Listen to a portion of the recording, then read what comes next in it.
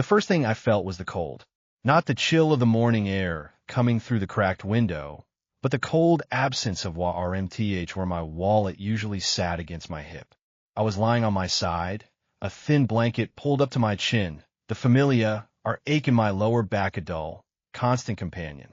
The ceiling fan creaked its lazy rhythm overhead, stirring the stale air of a room that had seen better decades. It was 5:47 in the morning, that ungodly hour that only the truly old or the truly troubled ever witness. For the past 6 months, I had been both. I hadn't opened my eyes yet. That is a skill you develop after 73 RS on this EA/RTH. The ability to pretend you are still asleep. You lie perfectly still, let your breathing stay slow and even, and you listen. The world always gives itself away if you are patient enough. 2 floors below, I could hear the whisper of voices. Not the normal clatter of my son, Mark, getting ready for his non-existent job, but a hushed, urgent murmur. It was the sound of conspiracy, the sound of rats in the walls. Did you get it? That was S.A. Ross' voice, my daughter-in-law. Her tone was RP, impatient, the kind of voice she used when she thought she was talking to someone beneath her, which, in her mind, was everyone on the planet. She had a way of making even a simple question sound like an accusation. Shh, keep your voice down, Mark hissed back. My son, my only child, the boy I had taught to throw a baseball, the one who had cried at his mother's funeral, the one I had seen ride on my shoulder through the county fair when he was too tired to walk. Now he was whispering to his wife in the RK like a common thief. I felt a knot tighten in my chest, but I forced my breathing to remain steady. I have it, he said, his voice low and crackling with nervous energy. He was out cold, snoring like a freight train. Rely had to slide it out from under his pillow. He didn't even stir. My wallet. They had taken my wallet. It was a beat-up leather fold, the one my late wife, Ellen, had given me for our 30th anniversary. It smelled like old leather and the faint ghost of her perfume, a scent I had long since memorized but could never quite place. And inside that wallet was my Social Security CARD, my AARP a faded photo of Ellen at the beach, and my debit CA road. The only CA road. The one with the only money I had left in the world.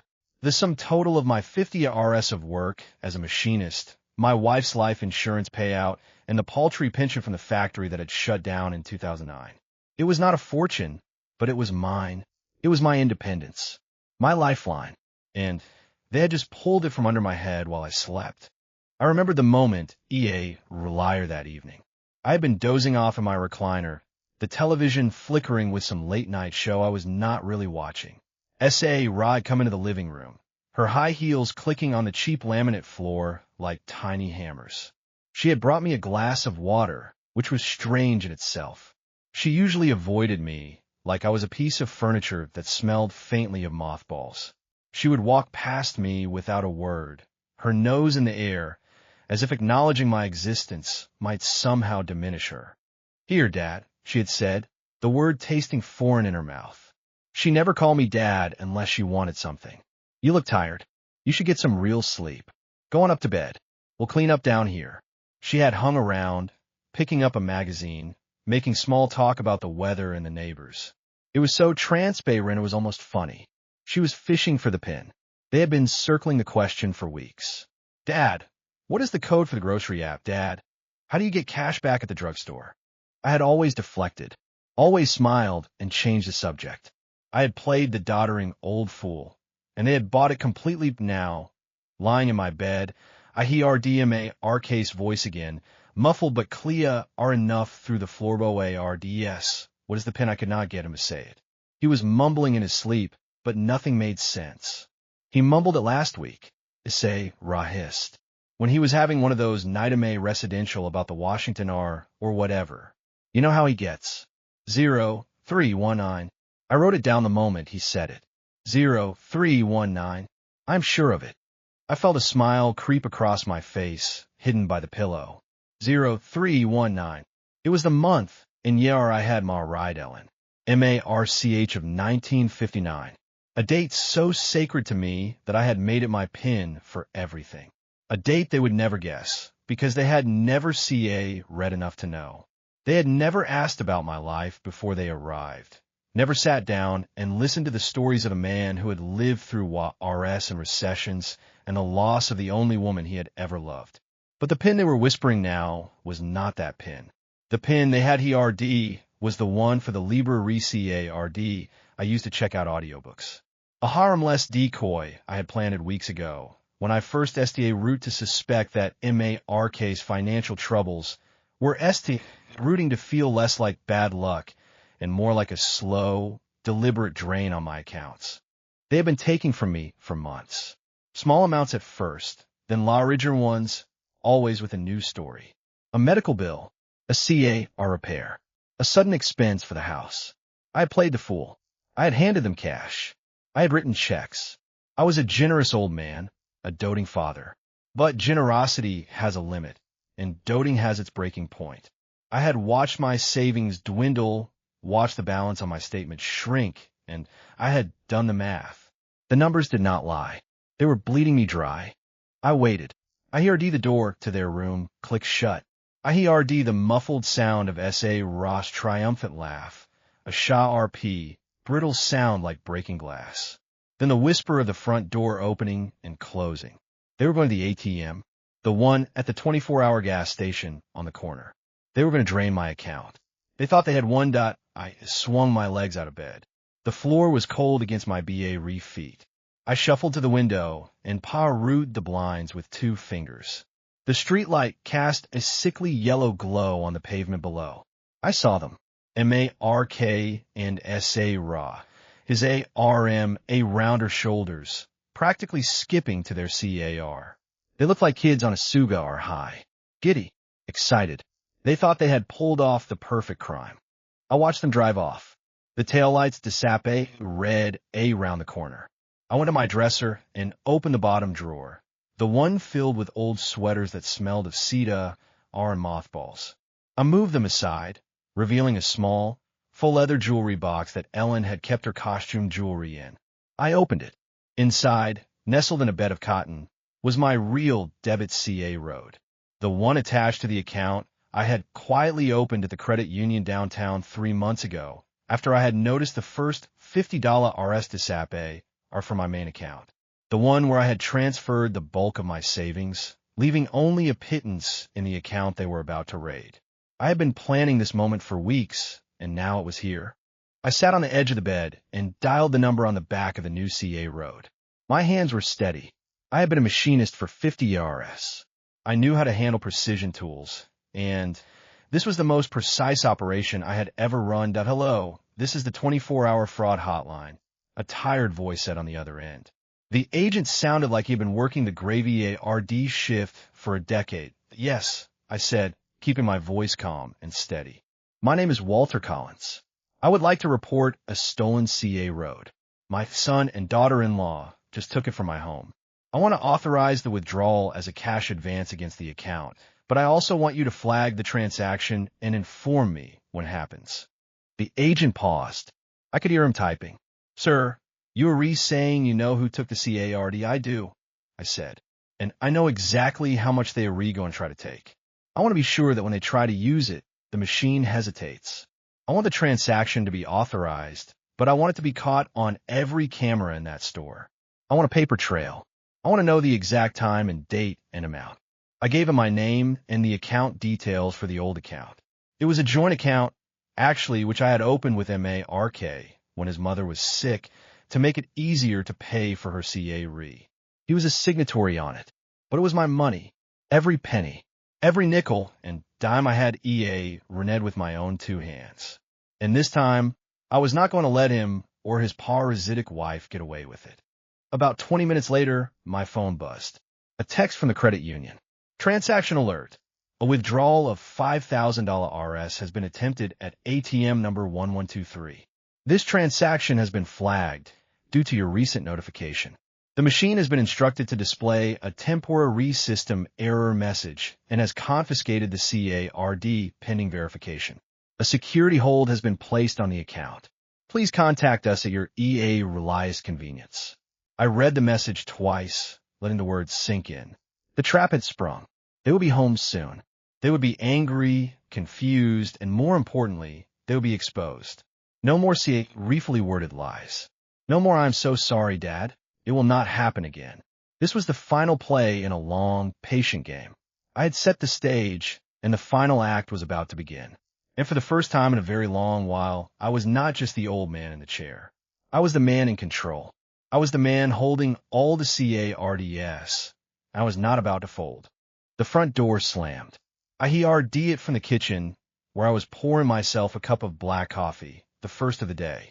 It was not the gentle click of a person returning home. It was the violent thud of someone who has just had their world turned upside down. The sound echoed through the old house like a gunshot. I heard Ross' voice, shrill and furious, cutting through the quiet morning air like a buzz. I don't understand. It was the right pin. I wrote it down. 0319. He said it in his sleep. I heard him. The machine ate the card. It just swallowed it and gave us nothing. Calm down, Ra. Mark said, his voice strained, almost pleading. He was trying to be the peacemaker, as he always did, but I could hear the tremor in his words. Maybe it was a glitch. The screen said temporary system error. These things happen all the time. The bank will sort it out. No, they do not, she screeched. It is a scam. The bank is scamming us. That money is ours. It should have been ours anyway. We've been paying for everything in this house.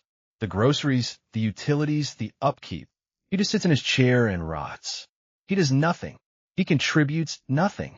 I took a slow, deliberate sip of my coffee. It was bitter and strong, just the way I liked it. I heard them storm up the stairs. Their footsteps were heavy and frantic, pounding on the wooden steps like a herd of panicked animals. They were going to their bedroom, probably to look for the fake card, to see if they had somehow grabbed the wrong one from the wallet. I knew what they would find. An empty wallet returned to its place under my pillow while they were out. The card was gone, swallowed by a machine that had been instructed to eat it. The look on their faces when they realized what had happened was a picture I could almost see in my mind. I waited for them to come to me. They always did, eventually, when they needed something, when they wanted money, or a signature, or a favor. They never came to me just to talk. They never came to me to ask how I was feeling or to share a memory. I was a resource, not a father. And today, that resource was about to run dried up 5 minutes later, Mark Ape read in the kitchen doorway. His face was pale and etched with worry. He was a tall man, broad-shouldered like his mother, with her same brown eyes, but he had a weak chin and a telltale twitch in his left eye when he was lying. The twitch was doing a little dance right now, flickering like a faulty light bulb. He ran a hand through his thinning hair, a nervous habit he had picked up as a teenager. "Hey, Dad," he said, forcing a smile that did not reach his eyes. "You re-up EARLY. I'm always up EARLY, son," I said, not looking at him. I was ring out the window at the overgrown lawn, the lawn I used to keep manicured but could no longer manage. The weeds were taking over, just like everything else in my life. Old habits die hard. Your mother used to say I was the only man she knew who could wake up before the sun and still be grumpy about it. "Listen, Dad," he said, stepping into the kitchen and leaning against the counter. He was trying to look casual, but his knuckles were white where he gripped the edge of the laminate. "We have a bit of a problem. I think there is a glitch with the bank. We want to take out some cash for the grocery shopping and the utilities, and the ATM just ate the CA road. It was the CARD I am on the account for. The joint one. We were just trying to save you the trip, you know. You're always complaining about the grocery store lines and the crowds." I nodded slowly, taking another sip of my coffee. "That was thoughtful of you, Mark. Truly. Always looking out for me. Always thinking of my comfort." Ra came down the stairs then, her high heels clicking like the teeth of a rat trap. She was wearing her bathrobe over her clothes, as if she had just woken up, but I knew she had been up for hours. Her hair was perfect, her makeup was flawless. She was a woman who never let anyone see her unpreppé red. Her face was a mask of rely concealed rage, her lips pressed into a thin, bloodless line. "We need you to call the bank, Walter," she said, her tone flat and demanding. She never called me Dad. It was always Walter, as if we were business associates or distant acquaintances. The machine ate the CARD and a hold has been put on the account. We need you to authorize a new CARD and lift the hold so we can get the money out. We have to pay the electric bill. It is overdue. They are going to shut us off. Ah, the electric bill, I said, taking another sip of my coffee. I set the mug down on the counter and turned to face them fully. That is funny. I could have sworn I paid that yesterday. Online, out of my own personal account. The one I opened down at the credit union on 4th Street. I paid in full, just to be safe. I even paid a little extra to cover next month. I did not want to be a burden. The room went dead silent. The only sound was the ticking of the grandfather clock in the hallway, the one Ellen had loved so much. It had been her grandmother's clock, passed down through the generations. I had kept it running all these years, winding it every Sunday, because it was one of the few things she had left me that still worked. Mark and S.A. Ra exchanged a look. It was a look of pure panic, the kind of look people give each other when they realize the floor has just dropped out from under their feet. What were you talking about? Dad? Mark asked, his voice trembling. What credit union? You do not have an account at a credit union. You have the joint account. That is the only one. That is the one we have been using for everything. I moved my money a few months ago, Mark, I said, finally turning to face them fully. I leaned against the kitchen counter, my arms crossed over my chest. I transferred the bulk of my savings out of the account you have access to. I left a few hundred in there, just to keep it active and avoid any fees. The rest is mine, all mine, safe and sound in a place where no one can touch it without my say-so. S.A. Ross' jaw dropped. Her eyes, usually so sharp and calculating, were wide with disbelief. For a moment, she looked almost comical, like a fish gasping for air. You cannot do that. That is not fair. We have been struggling. You are living under our roof. You owe us that money for your room and BOA RD. We have been supporting you. I walked around the kitchen island and stood a few feet away from them. I was not angry. I was beyond anger.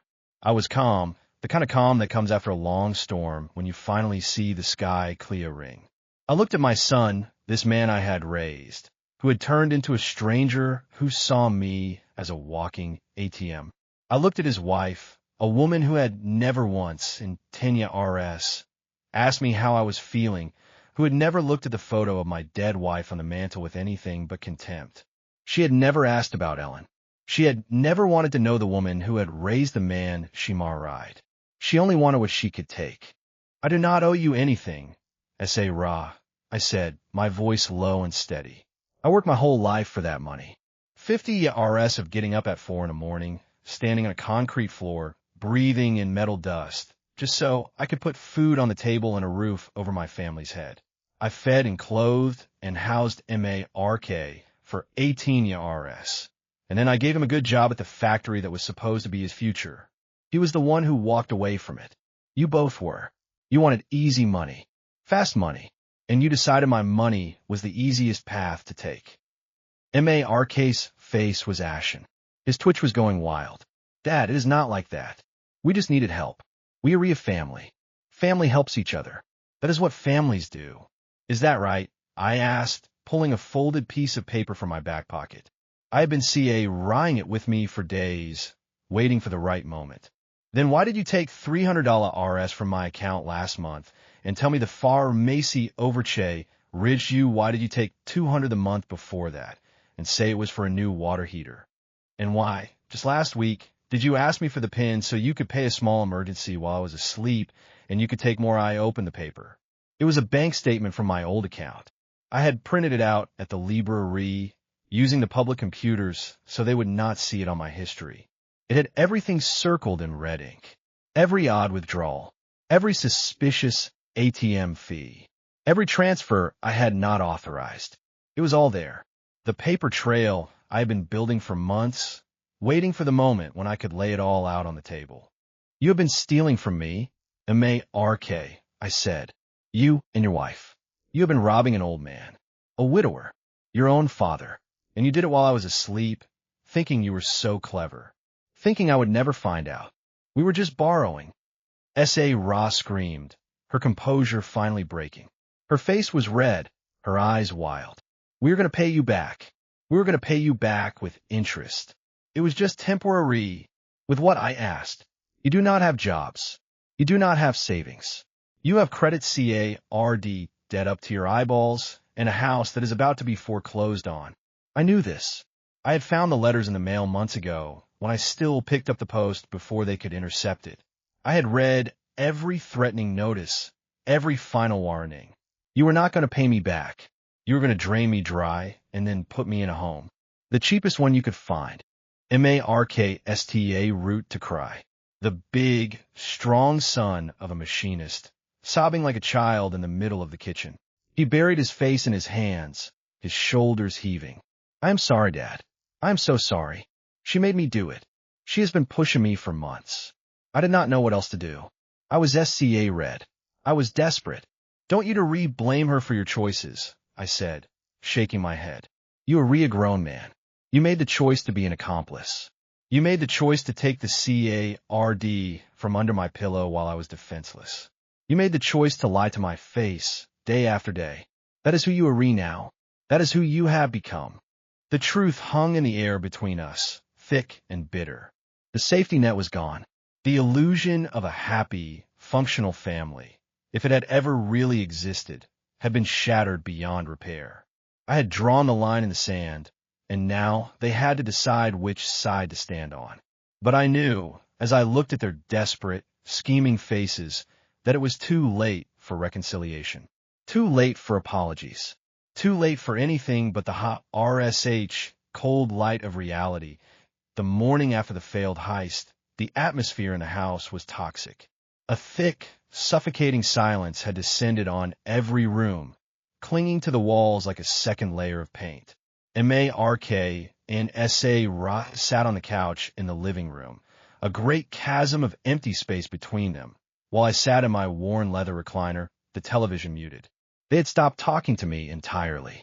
They were communicating only through GLA residential and heavy sighs, which were clear RLY meant to elicit some kind of response, some offer of mercy from me. I gave them nothing. I had spent months being the silent, passive old man in the corner, and now I was going to enjoy the silence on my own terms. S.A. Ra was the first to break. She had never been good at holding her tongue. Her voice was a low, controlled hiss, the kind used by a hostage negotiator who was more interested in winning than in the hostage's safety. She leaned four-way RD, her elbows on her knees, her eyes drilling into me like drills. So what now, Walter, she said, finally addressing me directly. Are you going to have us arrested? Is that it? You want to see your son in a jail cell? You want to destroy your own family? I have not called the police to say Ra, I said, my voice calm and measured. Not yet. I saw a flicker of hope in Mark's eyes. He perked up, sitting a little straighter on the couch. So there's still a chance to make this, right? We can work something out, Dad. We can go to a mediator. We can get a family counselor. We can stop, I said, raising a hand. I did not call the police because I do not want to deal with the paperwork and the drama. You know what happens when you get old USTART to appreciate peace and quiet more than revenge. USTART to realize that the energy it takes to be angry is energy you could be using to take a nap. But that does not mean I am just going to forget what happened. That does not mean I am just going to let it slide. I pulled another document from my pocket. This one was a lot thicker, a lot heavier. It was a printout from the County Land Records Office, stamped and certified. I had done my RCH over the past few months, while they thought I was sleeping or watching television or just wasting away in my chair. The house we were sitting in, the house I had moved into 10 years ago after Ellen died, the house I had helped them buy with a massive down payment, was still in my name. It had never truly left my name, despite what they believed. Here is what I want to tell you about this house, I said, holding up the paper. The deed, the one I signed over to you, Mark, as a gift. Remember that the no-strings-attached gift I gave you when you got my ride well, I made a small change. When I updated my will last year, I had my lawyer draw up the papers to transfer the deed back to my name for legal purposes. I did not tell you because I did not think it would matter. But it matters now. It is in my name. All of it. Every BOA, RD, Every nail, every shingle. M.A.R.K. lunged 4-way R.D., snatching the paper out of my hand. He scanned it, his eyes widening in horror as he read the legal language. His face went from pale to white to a sickly shade of gray. This is not legal. You cannot just do that. We have been paying the mortgage. We have been making the payments. It is our house. We have lived here for 10 years. You have been paying the mortgage using the money you stole from me, I said, rising from my chair. I felt a surge of strength, of vitality I had not felt in years. The ache in my back seemed to fade as I stood up straight. And you have only been paying it late when you bothered to pay it at all. The bank sent me the notices because my name was still on the mortgage. You were letting it slide, using it as an excuse to dip into my funds. I had to pay the last 3 months' installments myself just to keep the bank from foreclosing on my own asset. S.A. Ra was speechless. For the first time since I had known her, she had nothing to say. She just S.T.A. read at me, her mouth open, her hands balled into fists at her sides. The dam of her anger had finally broken, and it was all pouring out in a wave of fury. "You are a monster," she finally screamed, her voice cracking. "You are a bitter, lonely old man who is punishing his own flesh and blood because you have nothing else to live for. We took ca of you. We see will ket for you. We put a roof over your head." "You put a roof over my head so you could steal from me," I said, pointing at her with a steady finger. "You took advantage of my grief. You used my love for my son as a weapon against me. You saw a widower with a savings account, and you moved in like vultures. But the game is over. I'm not your victim anymore. I'm not your cash cow. I'm not your retirement plan." I walked over to the window and looked out at the neighborhood I had known for 50 years. The lawns of the other houses on the block were green and tidy. Children were playing in the street, riding bikes, and chasing each other. Life was going on, oblivious to the internal war happening in this house. I watched a little boy fall off his bike and his mother rush over to pick him up. I remember doing that for M.A.R.K. so many years ago. The memory stung, but I pushed it aside. "I am giving you 2 options," I said, turning back to face them. My voice was steady, calm, the voice of a man who has already made up his mind. "Option 1. You pack your bags and leave by the end of the week. I will write you a check for $5,000 RS. It is a pittance compa red to what you stole, but it is enough for a security deposit on an APA or mint and a few months' rent. You can walk away and START over. I will not press charges, and I will not make a public spectacle out of it. The shame you will have to CARRY on your own." M.A.R.K. looked relieved. He nodded, as if the offer was more than he deserved. He looked at his wife, waiting for her to agree to, but S.A. Ross' face hardened further. Her eyes narrowed into slits. "And option 2, she spat, the words dripping with venom. "Option 2, I said, is I take all this evidence, including the video footage from the gas station ATM that I have already requested from the store owner, to the police and the district attorney's office. I tell them about every penny you stole.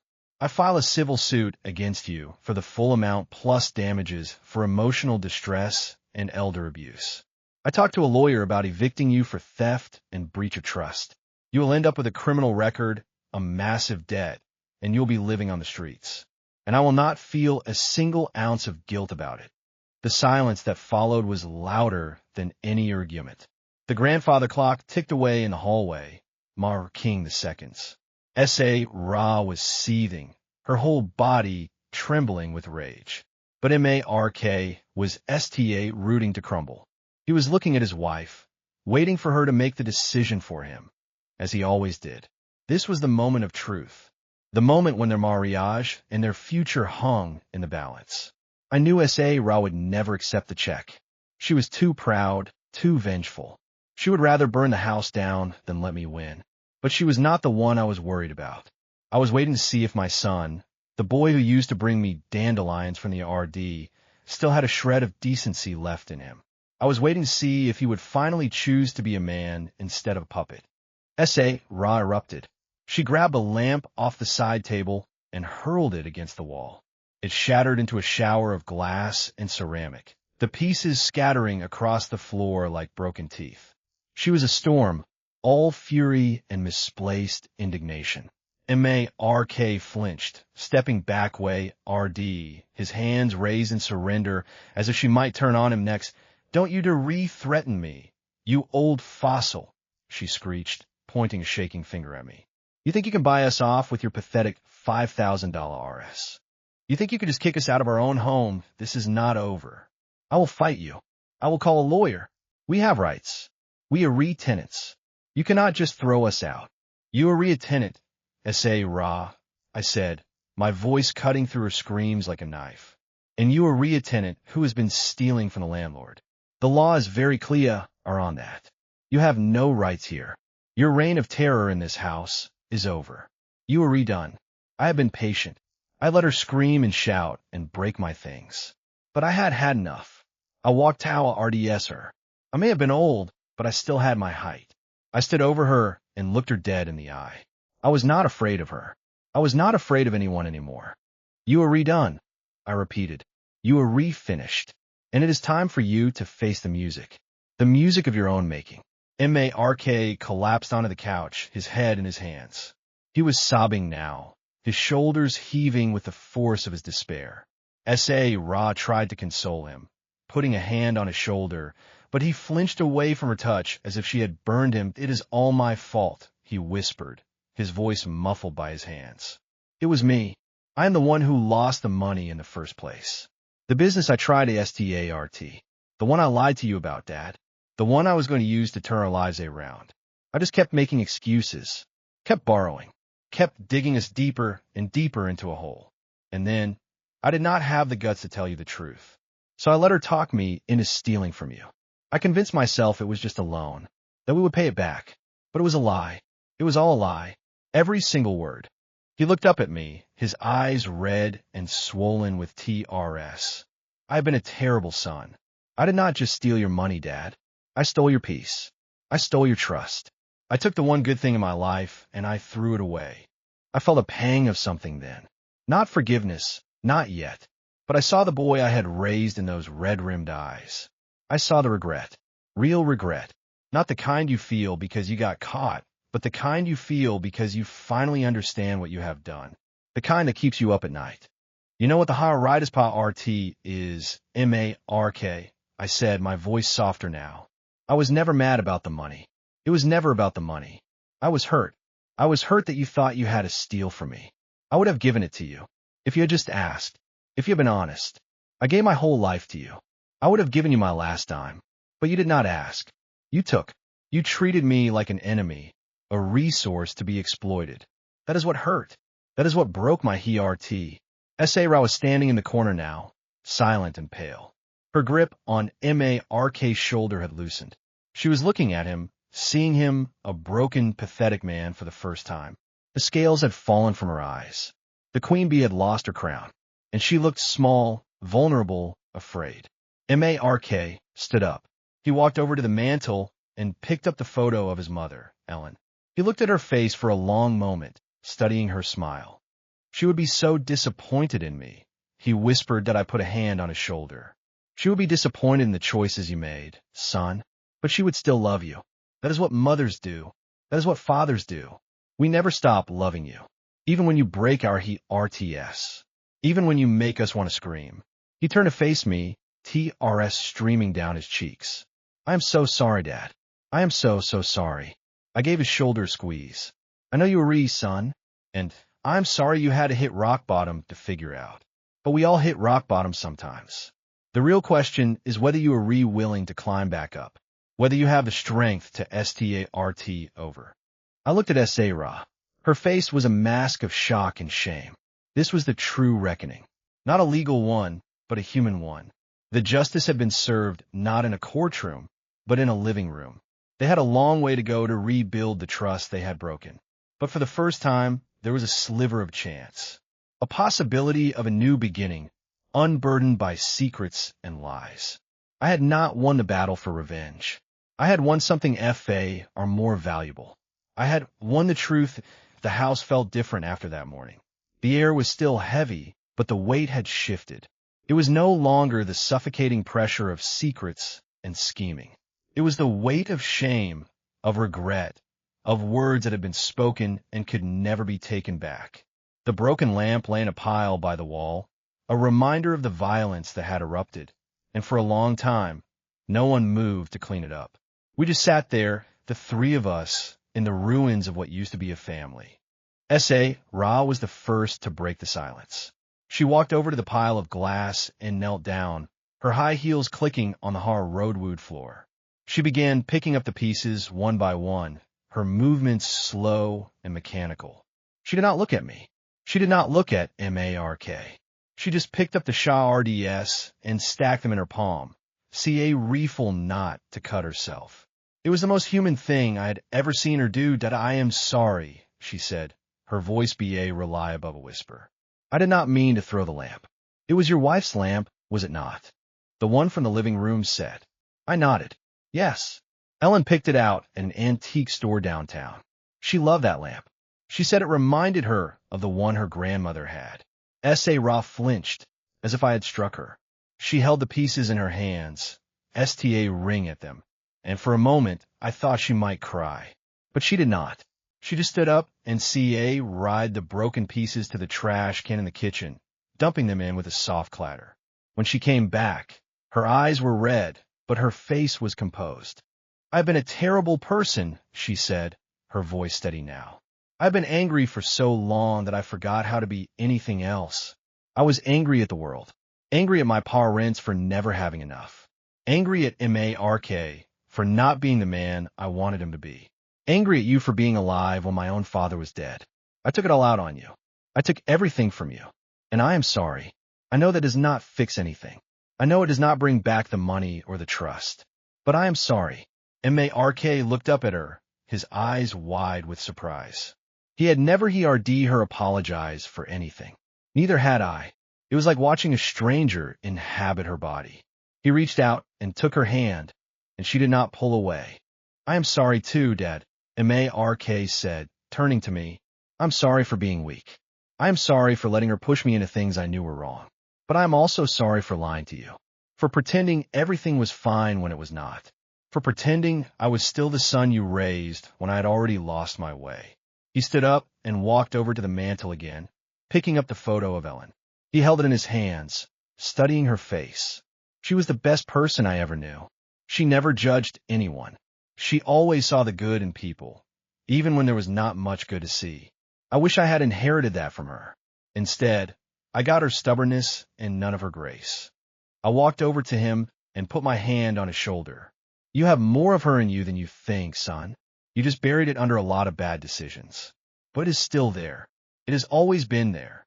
He turned to face me, tears streaming down his cheeks. "What do I do now, Dad? How do I fix this? How do I make it right?" I looked at him, this man who had been my little boy, who had climbed into my lap after night of May Rez, who had asked me 1,000 questions about the world and never tired of my answers. He was still that boy, underneath all the RS and all the mistakes. He was still my son. "First, you tell me the truth," I said. "All of it. No more lies. No more half-truths. I want to know everything.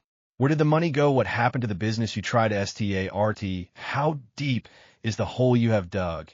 Mark took a deep breath and sat down on the couch. Ra sat beside him, her hand still in his. She looked at him, and for the first time, there was no anger in her eyes.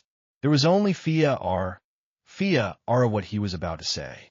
Fear of what would happen next. That root 3 years ago, Mark began. "I had this idea for a small manufacturing business. Custom metal RTS for local contractors. I thought I could use the skills you taught me, the skills I learned at the factory, to build something of my own. I was tired of working for other people, tired of being told what to do. I wanted to be my own boss." He paused, rubbing his face with his free hand. "I took out a loan, a small one at first, then another one when the first one was not enough. I bought equipment, rented a space, hired a couple of guys. And for a while it was working. We had clients. We had orders. We were making money. Not a lot, but enough to keep going. But then the economy turned," I said. "It was not a question," he nodded. "The contractors stopped ordering. They stopped paying their bills. I was stuck with inventory I could not sell and equipment I could not afford to keep. I had to let the guys go. I had to close the shop. And I was left with nothing but debt. Credit card debt. Bank debt. Loans from people I should never have borrowed from. S.A. Ross spoke up, her voice quiet. We tried to hide it. We tried to pretend everything was fine. We kept up appearances, went out to dinner, bought new clothes. We did not want anyone to know we were failing. We did not want you to know, Walter. We thought if we could just hold on long enough, something would change. Something would save us. And that is when you st a root taking from me. I said. Mark nodded again, his face twisted with shame. It sta root small. $100 RS here, 100 there. I told myself I would pay it back. I told myself it was just a loan. But then the bills kept piling up, and I kept taking more. And then S.A. Ra got involved, and it got worse. She was better at it than I was. She figured out how to take money without leaving a trace. She convinced me it was the only way. I looked at S.A. Ra. She met my gaze, her eyes wet with TRS. I was SCA red, Walter. I was SCA red of losing everything. I was SCA red of being poor again. I grew up poor. I swore I would never go back. And when I saw that you had money you were just sitting on, money you were not even using, I told myself it was not really stealing. I told myself you would never miss it. I told myself we deserved it more than you did. She broke down then, her composure finally shattering. She buried her face in her hands and sobbed, her shoulders shaking. Mark put his arm around her and pulled her close. They held each other, these two people who had spent so long trying to take from me. And for a moment, they looked like nothing more than two SCA red kids who had made a terrible mistake. I let them cry. I let the silence stretch out, giving them time to feel the weight of what they had done. When they finally quieted down, I spoke. You have told me the truth, I said. That is the first step, but it is only the first step. The next step is figuring out how to fix it. Not for me, for yourselves. You have to find a way to live with what you have done and become better people because of it. Mark looked up at me, his eyes red and swollen. How do we do that? Dad, where do we even start? I walked over my recliner and sat down heavily. The adrenaline of the morning was wearing off, and I could feel the ache in my bones returning. But my mind was clear rare than it had been in months. First, you stop taking from me, I said. That is non-negotiable. No more access to my accounts. No more borrowing. No more excuses. You live on what you earn, and if that means cutting back, then you cut back. You sell the car, you cancel the cable, you eat beans and rice. You live like the poor people you were so afraid of becoming. Because right now, you are poor. And you need to learn how to survive on your own. Mark nodded slowly. I can do that. We can do that. Second, I continued, you find a job. A real job. Not a fantasy business. Not a side hustle. Not a get-rich-quick scheme. A job with a paycheck and a boss and a schedule. You work hard, you save money, and you start paying down your debt. It will not be easy. It will not be quick, but it will be honest. Sarah looked up at me, her face streaked with TRS. What about us? What about our marriage? I have been so angry for so long. I have treated Mark like a child, like a failure. I have treated you like an enemy. I do not know if I know how to be different. I looked at her, this woman I had resented for so long. I saw the fear in her eyes, the same fear that had driven her to do terrible things. I saw a person who had lost her way, just like Mark had. You start by being honest with each other, I said. You stop blaming each other for your problems, and you start working together to solve them. You get counseling. You talk. You listen. You figure out if you actually want to be married to each other, or if you just stayed together because it was easier than being alone. Mark squeezed S.A. Ross' hand. I want to try, he said. I want to be better. For her. For you. For myself. S.A. Ross nodded, wiping her eyes. Me too. I want to try. I leaned back in my recliner and let out a long breath. The weight of the past few days had been immense, but I felt a sense of peace settling over me. I had not won a victory over my enemies. I had helped my family find their way back from the edge. It was not a happy ending, not yet. But it was a beginning. Good, I said, because I'm not going to do this for you. I'm not going to bail you out. I'm not going to give you money. But I'm going to be here. I'm going to watch you try. And if you fall, I'm going to be here to help you back up. That is what families do. That is what I have always done. And that is what I will keep doing as long as you are willing to try. Mark stood up and walked over to me. He knelt down beside my recliner and took my hand. Thank you, Dad. Thank you for not giving up on me. I squeezed his hand. I could never give up on you, son. You're my boy. You will always be my boy, no matter what you do. He hugged me then, and I hugged him back. I felt his TRS on my shoulder, and I felt my own eyes grow wet. It had been a long time since we had hugged. A long time since we had touched. It felt like coming home. Ra stood up and walked over to us. She hesitated for a moment, and then she put her hand on my shoulder. Thank you, Walter. I know I do not deserve your forgiveness, but I'm going to try to EARN it. I promise. I looked at her and nodded. That is all I ask. The three of us stood there in the living room, broken and bruised, but still standing. The road ahead would be long and difficult. There would be setbacks and failures and TRS. But for the first time in the RS, I felt a glimmer of hope. Not for myself, but for them. For my family. And that was enough. That the weeks that followed were not easy. There were no grand reconciliations, no sudden transformations, no Hollywood endings. Real life does not work that way. Real life is slow and messy and full of setbacks. Mark and Ra had made their promises, and they had meant them, but meaning something and doing something two very different things. The first few days were the hardest. There was a lot of silence, a lot of awkward RD meals, a lot of moments when the old anger threatened to bubble back up to the surface. But slowly, painfully, they STA route to change. Mark got a job. Not a good job. Not the kind of job he had once imagined for himself, but a job.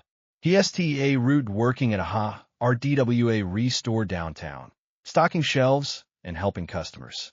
It was honest work, the kind of work his grandfather had done, the kind of work I had done when I was young. He came home tired and dirty, and for the first time in the RS, he looked like a man who had rented his rest.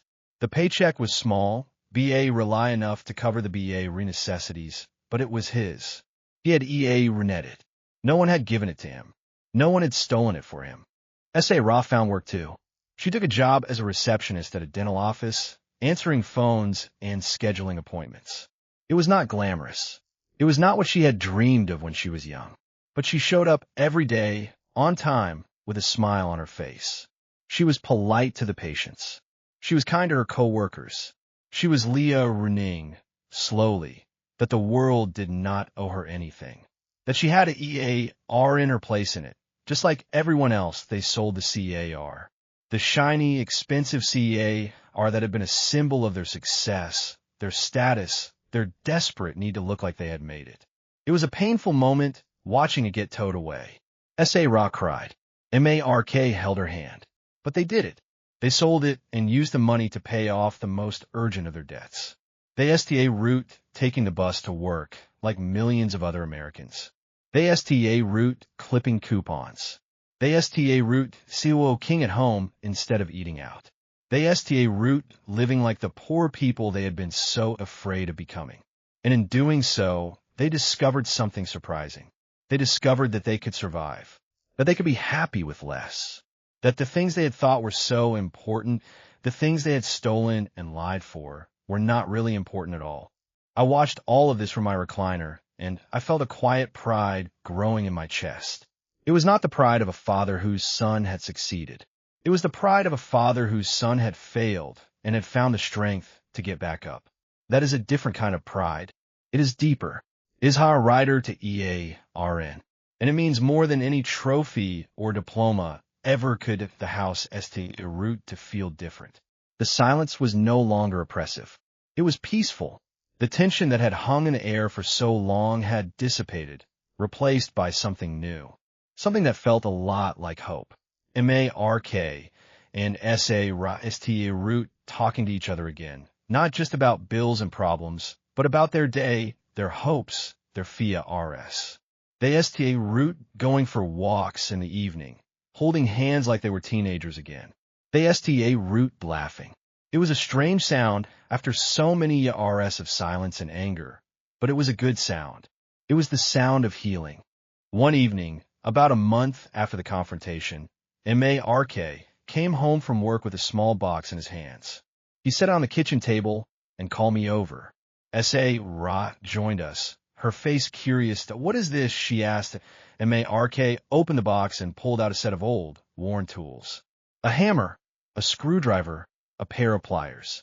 They were not new. They were not fancy, but they had been well read for. Their handles polished smooth by years of use. These were Grandpa's tools, Mark said, looking at me.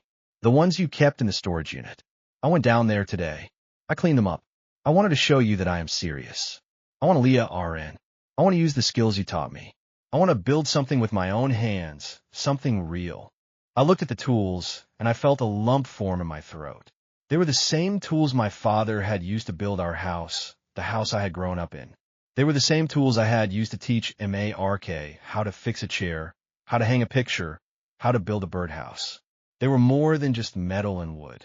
They were a legacy, a connection to the past, a promise for the future. That I reached out and picked up the hammer. It felt familiar in my hand, like an old friend. These are good tools, son, I said. They have been in our family for 3 generations. They have built houses and RNS and furniture. They have fixed broken things and made them whole again. And now they are yours.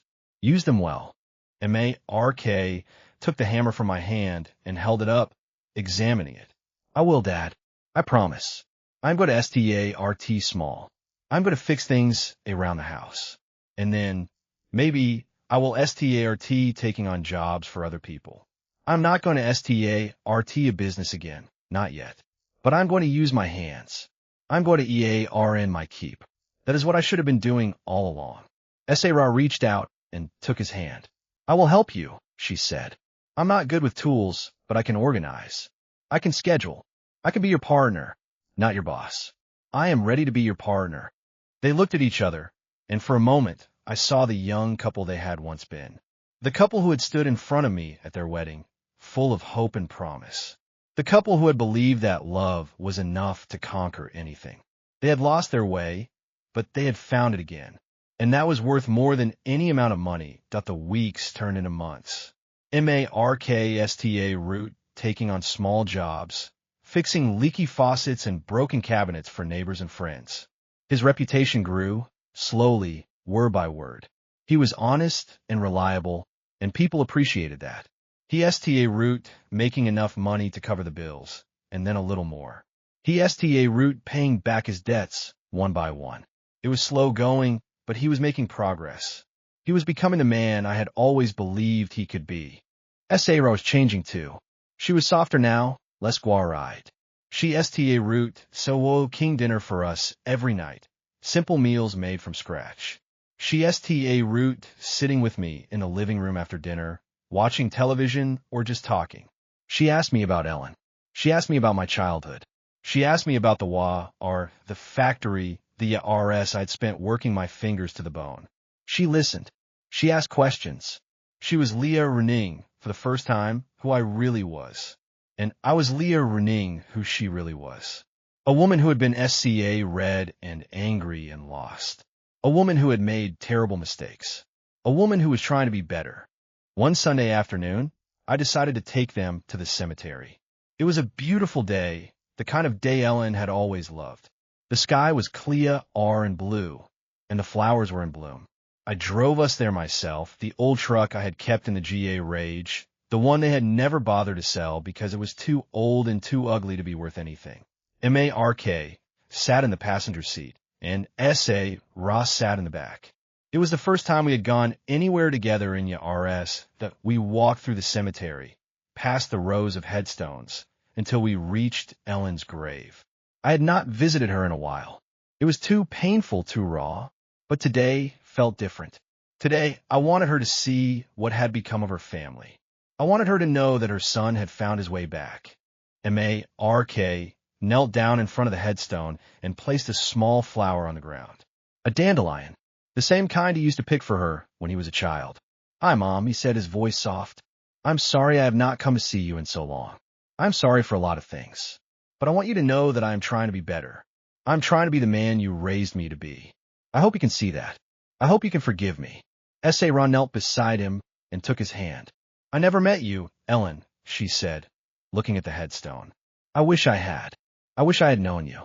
I think you would have taught me how to be a better person. I think you would have shown me what family really means.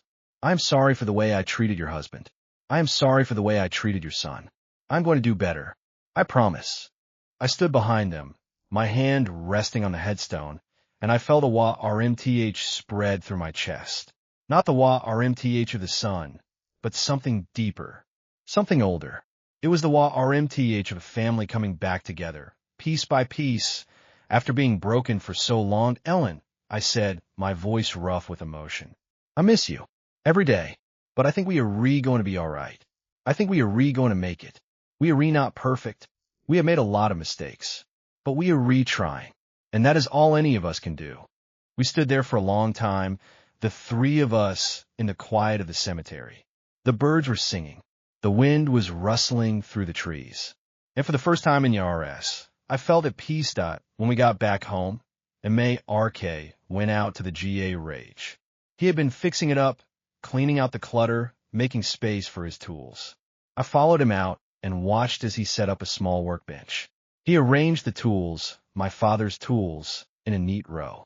He picked up a piece of wood and sta root, sanding it, his movements slow and ca reeful. He was building something. A birdhouse, he told me, for the tree in the backyard. I sat down on an old stool and watched him work. There was something soothing about it, the sound of the sandpaper against the wood, the sight of my son doing something useful with his hands. It reminded me of my own father, teaching me the same skills, passing down the same knowledge. It was a circle, I realized, a circle that had been broken, but was now being mended. Dad, May RK said, not looking up from his work. Thank you for not giving up on me, for not calling the police, for giving me a chance to be better. I know I do not deserve it, but I am grateful. I'm more grateful than I can ever say. I nodded, even though he could not see me. You do not have to thank me, son. You just have to keep trying. That is all I have ever asked of you. That is all your mother ever asked of you. Just keep trying. He stopped sanding and looked at me, his eyes shining. I will, Dad. I promise. We sat in the GA rage as the sun went down, the light fading through the dusty windows. It was quiet, peaceful, the kind of quiet that comes after a long storm. I knew there would be more storms ahead. Life is full of them, but I also knew that we could weather them together, that we had weathered this one and come out stronger on the other side. That night, I went to bed early. I was tired, but it was a good tired, the kind of tired that comes from a day well spent. I lay down in my bed, the same bed I had read with Ellen for so many years, and I closed my eyes. I thought about the journey we had been on, the twists and turns, the pain and the healing. I thought about my son and his wife, and the long road ahead of them. I thought about Ellen, watching over us from wherever she was and I smiled. It had not been an easy road, but it had been a necessary one. I had stood up for myself. I had drawn a line in the sand, and in doing so, I had given my family a chance to find their way back. That was more than I had ever hoped for. That was everything. I drifted off to sleep with a sense of peace I had not felt in years. The house was quiet. The family was healing. And for the first time in a long time, everything felt like it was going to be all right. The end of this chapter, but not the end of the story. Life goes on, and so do we.